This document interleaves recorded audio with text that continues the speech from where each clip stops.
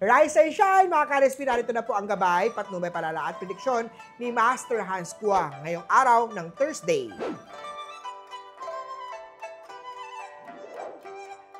Para sa mga pinanganak ng Year of the Rat, magkakaroon ng clarity sa isip. Isang positive change ang magdadala ng saya ngayong araw, orange at 4. Kay Oxamana today, magkakaroon ng pagkakataon na magpakitang gila sa trabaho at eskwela. Do your best at huwag kabahan. Kaya mo yan. Red at 8. Kay Tiger naman ang panatili ang positive mindset, ituloy lang ang pag-ipon para sa future expenses or savings. Pink at 6. Kay Rabbit naman na malamig ang relationship. Iwasan ang toxic na tao na maaaring sumira sa magandang samahan nyo. Blue at 9. Sa Dragon naman na huwag hayaang kontrolin ng luho ang mga gastusin, mag-focus sa priorities at pag-iipon sa dream business mo. Green at 3. Sa Snake naman na ikaw mismo ang red flag. Tigilan na ang pagko-compare sa sarili sa ibang tao. Be original. Yellow at 5.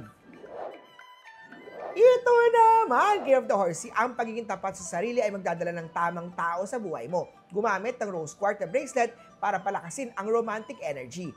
Red at 7. Sa Goat naman na be open at transparent kay partner. Ito ay makakatulong na mas mapatibay ang magandang relasyon. Blue at 9. Kay Monkey naman, magkakaroon ka ng bagong inspirasyon. You are a team player. Huwag solohin ang workload. Mas maganda ang magiging output kapag may teamwork at maraming kasama. Orange at 3 ang swerte kay Monkey. Sa mga pinanganak ng Rooster naman, nabuksan ang puso sa second chances. Good day ito para magpatawad na. Purple at 8. Kay Dog naman na huwag pautang at iwasan na mangutang kung hindi naman kailangan. Green at 1. At sa Year of the Pig naman, pabigla-bigla sa financial decision, mauubos agad ang iyong ipon kung hindi mag-iisip bago maglabas ng pera. Brown at 2 ang swerte kay Year of the Piggy.